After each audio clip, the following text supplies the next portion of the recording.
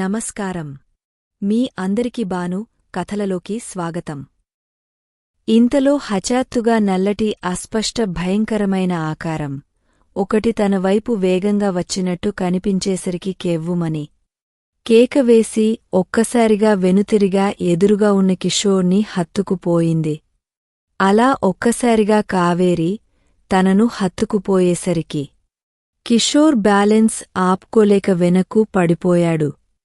కిషోర్తో పాటు కావేరి కూడా పడిపోయింది. లోపల వీళ్ళు ఏం మాట్లాడుకుంటున్నారో అని తలుపు దగ్గర చెవులు రెక్కించి వింటున్న సతీష్ కావేరి అరుపుకి భయపడి దడేల్ మని తలుపు తెరిచి లోపలికి వచ్చేసి కిషోర్ కోసం వెతికి కనిపించకపోయేసరికి పక్కనే ఉన్న హేమంత్ని చుట్టుకున్నాడు. చెల్లి ఎందుకు అరిచిందా అని ఆశ్చర్యంతో చూస్తున్న హేమంత్ ఒక్కసారిగా సతీష్ తనని చుట్టుకోవడంతో బ్యాలెన్స్ చేయలేకపోవటంతో ఇద్దరు దడేల్ మని మంచమీద పడ్డారు. చీ నిన్ను బయట ఉండరా అంటే లోపలికి వచ్చి నామీద పడ్డావే సతీష్ని నెట్టేస్తూ చిరాకుపడ్డాడు హేమంత్. ఇటు కావేరి మాత్రం కళ్ళు మూసుకుని దయ్యం దయ్యం అని వణికిపోతూ లోగొంతుతో అరుస్తూ ఉంది. మేడం ముందు నామీద నుంచి లేవండి అని కిషోర్ అరుస్తూ ఉన్నాడు. లేరా నామీద నుంచి అని హేమంత్ మంచమీద నుంచి లేచి కావేరి వైపు చూసి కావేరివాడిమీద పడ్డావు ఏంటి లే అంటూ దగ్గరికి వచ్చాడు. సతీష్ కూడా లేచి కిషోర్ అని దగ్గరికి వస్తున్నాడు. కావేరి కళ్ళు తెరిచి చూడగానే తాను కిషోర్ మీద ఉన్నట్టు అర్థమై వెంటనే గబుక్కున లేచి తన అన్నయ్య వైపు తల తిప్పి ఏదో చెప్పబోయింది. ఇంతలో మళ్లీ అస్పష్ట రూపం దూరం నుంచి కావేరి మీదకి వచ్చేసరికి మళ్లీ భయపడుతూ అన్నయ్య దయ్యం అని అరుస్తూ మళ్లీ కిషోర్ మీద పడిపోయి గట్టిగా పట్టేసుకుంది. దయ్యం అనే మాట వినగానే సతీష్ భయపడిపోతూ హేమంత్ దగ్గరికి వేగంగా వచ్చాడు.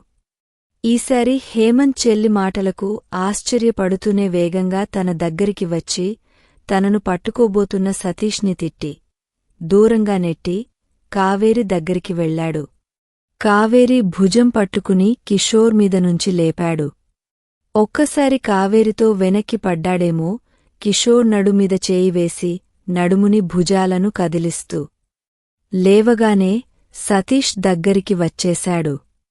బావా నేను పట్టుకోవాల్సింది.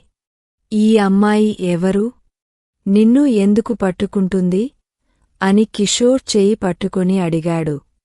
నేను రాత్రి మాయమై వీళ్ళింటి బీరువాలోనే కళ్ళు తెరిచాను. ఈ మేడమే బీరువా తాళం తీసినుంచి నన్ను బయటకు తీసుకొచ్చారు అని చెప్పాడు. మరి ఎందుకు దయ్యం దయ్యం అంటున్నారు? ఈ హాస్పిటల్లో దయ్యాలు ఉన్నాయా ఏమిటి? అని భయంగా చుట్టూ చూస్తూ అడిగాడు.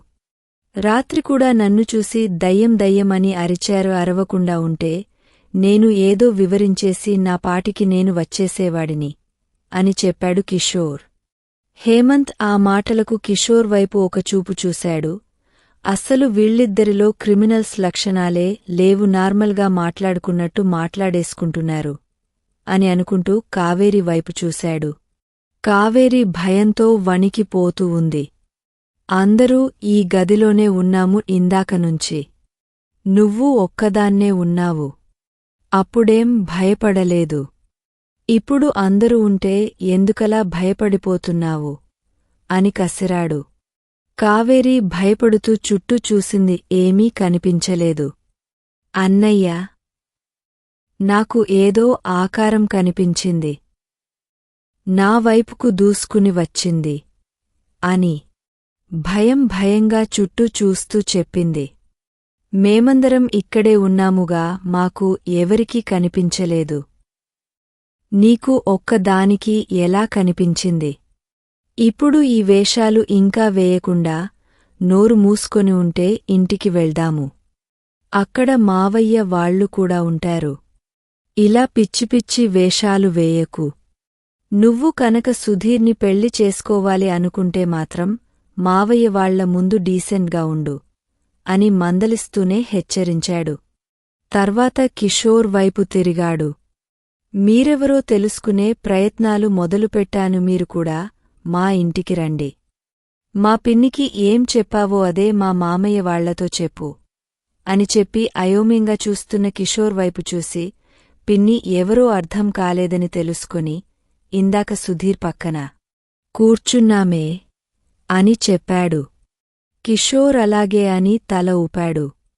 వీళ్లందరూ బయటికి వచ్చే సమయానికి సురేష్ ఫీజు కట్టేశాడు. అందరూ బయటకు వచ్చారు. ఆ కారులో 5 అయితే పడతారు. సురేష్, రమ, హేమంత్, కావేరి, కిషోర్, సతీష్ 6 ఉండడంతో హేమంత్ ఆటో మాట్లాడాడు. తమ కారు వెనకాలే రమ్మని చెప్పాడు. కిషోర్ సతీష్ వెనకాల ఆటో ఎక్కితే సురేష్, రమ కార్లో వెనక సీట్ల కూర్చున్నారు. హేమంత్, కావేరి ముందు సీట్లో కూర్చున్నారు. హేమంత్ కారు నడుపుతూ ఉంటే వెనకాల ఆటో ఫాలో అయింది. కాసేపటికి ఇంటికి వచ్చిన తర్వాత అందరూ లోపలికి వచ్చారు. ఇందాక టెన్షన్లో ఇల్లు గమనించలేదు కాబట్టి కిషోర్ సతీష్ బయట పార్కింగ్ ప్లేస్ను, ఇంటిలోపల హాలు, గదులు, ఇంటిలోపలే మెట్లు, సోఫాలు, ఇంటిలో ఫర్నిచర్ చూసి ఆశ్చర్యపోతూ ఉన్నారు. వాళ్లదో లోమిడిల్ క్లాస్ ఫ్యామిలీ. కేవలం ఇంట్లో అవసరమైనవి తప్ప ఇలాంటివి ఏమీ ఉండవు. అందుకే వాళ్లకి ఆ ఇంటిని చూడగానే ఆశ్చర్యం అనిపించింది. కాసేపటికి అందరూ భోజనం చేయడానికి వచ్చినప్పుడు రమా కిషోర్ని, సతీష్ని డైనింగ్ టేబుల్ కుర్చీలో కూర్చోమని చెప్పింది. సురేష్ కోపంగా చూసేసరికి కిషోర్ కుర్చీలో కూర్చోడానికి ఇష్టపడలేదు. మేమిద్దరం తర్వాత తింటాంలేండి అని చెప్పాడు. సురేష్ జానకి వైపు చూసి, జానకి, వీళ్ళిద్దరికీ హాల్లో సోఫాలో పెట్టేసేయ్ అని చిరాగ్గా చెప్పాడు. జానకి వాళ్లకి సోఫా దగ్గర ఉన్న టీపాయ్ మీద అన్ని తెచ్చి పెడుతూ ఉండగా ఇద్దరూ ఏమాత్రం ఫీల్ అవ్వకుండా తినటం మొదలుపెట్టారు. అప్పుడే బ్యాగుతో కౌసల్య, సాంబశివరావు వచ్చారు. వాళ్లని చూడగానే ముందు భోజనానికి రమ్మని సురేష్ చెప్పగానే వాళ్లు ఫ్రెష్ అయి భోజనానికి కూర్చున్నారు. కాసేపు సుధీర్ జర్నీ విషయాలు మాట్లాడుకున్నారు. తర్వాత కిషోర్ గురించి అడిగారు.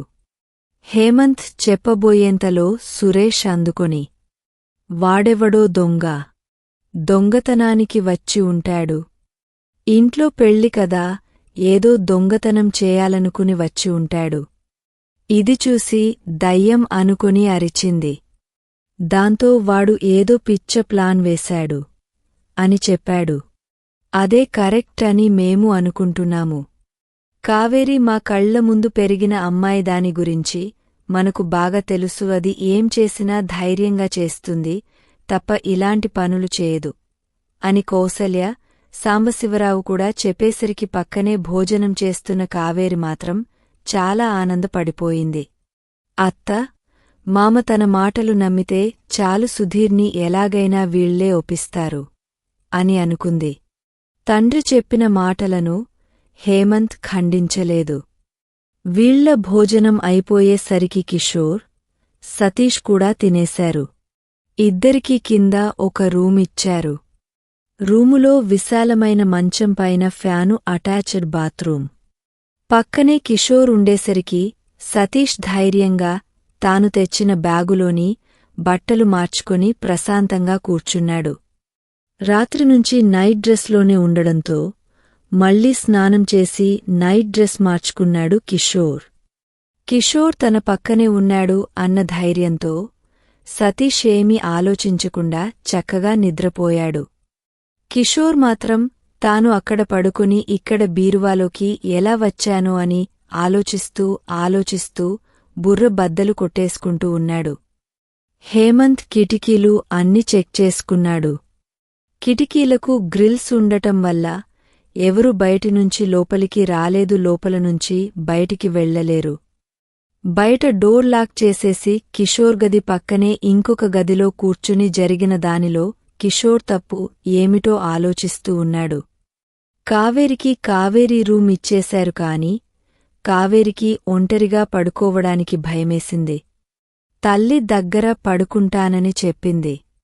దానితో సురేష్ రమ కావేరి కలిసి పడుకున్నారు. తల్లి పక్కన పడుకునేసరికి కావేరికి ధైర్యంగా అనిపించి తల్లిని గట్టిగా పట్టుకుని నిద్రపోయింది. హేమంత్ గదిలో కౌసల్య సాంబశివరావు ఉన్నారు.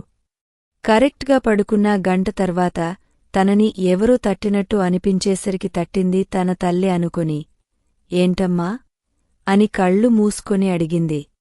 కావేరి అని అనే గుసగుసగా తన చెవి దగ్గర వినిపిస్తూ ఉంటే అని చెబుతూ ఒక్కసారిగా కళ్ళు తెరిచింది. అస్పష్టమైన ఆకారం ఏదో కళ్ల ముందు కనిపించేసరికి భయంతో గొంతుతడి ఆరిపోతూ ఉండగా ఆయాస పడిపోతూ మెల్లగా చేతులు కదిలించింది. ఎంతసేపు చేతులతో తడిమిన తన తల్లి తనకు అందలేదు. గుండె దడదడ అని కొట్టేసుకుంటూ ఉండగా భయపడిపోతూనే తల పక్కకు తిప్పింది. పక్కన తన తల్లి తండ్రి ఇద్దరు కనిపించలేదు. వేగంగా గాలి పీల్చుకుంటూ వదులుతూ తల మళ్లీ తనకు కనిపిస్తున్న ఆకారం వైపు తిప్పింది. ఆకారం అక్కడే అలాగే తన ముఖం దగ్గరే కనిపిస్తూ ఉంది. మళ్లీ టెన్షన్ పడిపోతూ తన తల్లి కోసం చూసింది. మంచంమీద తాను తప్ప ఇంకెవరూ కనిపించలేదు. వణికిపోతూనే ఇది కదా నిజమా అని ఆలోచిస్తూ ఆ ఆకారం వైపు తల తిప్పగానే ఒక్కసారి ఆకారం కళ్ళు తెరిచి కోపంగా తన వైపు చూసినట్టు అనిపించింది. అగ్నిగోళాల్లాగా మండుతున్న ఆ కళ్లల్లో కోపం చూడగానే ఒక్క క్షణం గుండె ఆగపోయింది. ఆకారం మెల్లగా పైకి ఫ్యాన్ దగ్గరికి వెళ్ళింది. మరుక్షణంలోనే వేగంగా కావేరి వైపుకి దూసుకుని వచ్చేసరికి కావేరిగావు కేకలు పెట్టేస్తూ ఒక్కసారిగా లేచి బయటికి పరిగెత్తింది. ఆమె అరుపులకు ఉలిక్కి పడి లేచిన రమ సురేష్ తేరుకుని జరిగిందేమిటో తెలుసుకునేలోపు కావేరి తలుపు దగ్గరికి వెళ్ళిపోయింది. తలుపు తీసి, అమ్మా, నాన్న మీరు ఎక్కడికి వెళ్ళిపోయారు అని అరుస్తూ బయటకు పరిగెత్తింది. బయటికి వచ్చి అరుస్తూ వెనక్కి తిరిగేసరికి వెనకాల ఆకారం తనని తరుముతున్నట్టు అనిపించేసరికి వేగంగా వెళ్లి మెట్లకి అటువైపు వెళ్ళిపోతుంటే అట్నుంచి మళ్లీ ఆకారం కనిపించేసరికి వెంటనే ఇటు తెరిగే మెట్లు దిగేసింది. నాన్నా, అన్నయ్య, అమ్మా ఎక్కడున్నారు? దయ్యం నా వెనకాల దయ్యం పడుతుంది అని అరుస్తూ గావుకేకలు పెడుతూ ఉండేసరికి హేమంత్ బయటకి వచ్చాడు. అప్పటికే రమ, సురేష్ ఇద్దరూ కావేరి వెనకాలే వస్తున్నారు. మెట్లకి అటువైపు గదిలో పడుకున్న కౌసల్య, సాంబశివరావులు కూడా బయటికి వచ్చేసి తమ వైపు అరుస్తూ పరిగెత్తుకుంటూ వస్తున్నా కావేరి ముందుకి వాళ్లు వేగంగా వస్తూ ఉండగానే కావేరి మెట్లు దిగేసింది. ఏం జరుగుతుందా అని అట్నుంచి సాంబశివరావు, కౌసల్య ఇట్నుంచి రమ, సురేష్ వస్తుంటే కిందనుంచి హేమంత్ కావేరి అని పిలుస్తూ కావేరి దగ్గరికి వచ్చాడు. కాని కావేరికి వీళ్ళెవరూ కనిపించడం లేదు. తన అన్నయ్య, తల్లిదండ్రులు, అత్తయ్య, మామయ్యలు తనను ఒంటరిగా వదిలేసి ఎక్కడికి వెళ్లారో భయపడుతూ ఏడుస్తూ వేగంగా హేమంత్ ఎదురుకి పరిగెత్తింది. ఏమైంది కావేరి, ఎందుకలా అరుస్తున్నావు అంటూ హేమంత్ దగ్గరికి వచ్చేలోపు కాని ఎదురుగా మళ్లీ ఆకారం కనిపించేసరికి పక్కకు తిరిగా మళ్లీ పరిగెత్తడం మొదలుపెట్టింది. అటువైపు సురేష్, రమ వచ్చేసరికి అక్కడ తనకి దయ్యం కనిపించేసరికి ఈసారి ఇటు పరిగెత్తింది. అక్కడ కౌసల్య, సాంబశివరావు ఉన్నారు. అక్కడ కూడా దెయ్యం వేగంగా తన భయపెట్టేసరికి ఈసారి కిషోర్ రూం వైపు పరిగెత్తింది. అప్పటికే ఈ అరుపులు, కేకలు వినిపిస్తూ ఉండగా ఏం జరిగిందో తెలుసుకోవడానికి మెలకువతో ఉన్న కిషోర్ తలుపు తీశాడు. తన చుట్టూ కావేరి అంటూ అరుస్తూ ఉన్న వాళ్లను వాళ్లను చూసి భయపడుతూ అటూ ఇటూ పరిగెడుతూ మొన్న కావేరిని చూసి పడుతూ అక్కడే నిలబడి చూస్తూ ఉన్నాడు. కావేరి అరుస్తూ పరిగెడుతూ ఉండగా గది ముందు కిషోర్ కనిపించాడు. ఇందాకట్నుంచి అరుస్తూ ఏడుస్తూ పరిగెడుతూ ఉంటే ఎవరూ కనిపించలేదు. అప్పటికి తనకంటి ముందు ఒకరు కనిపించేసరికి వేగంగా అటు పరిగెత్తుతూ అతన్ని పిలవబోయింది. సమయానికి అతను పేరు గుర్తుకు రాలేదు. నిజానికి కావేరికి అతని పేరు తెలియదు.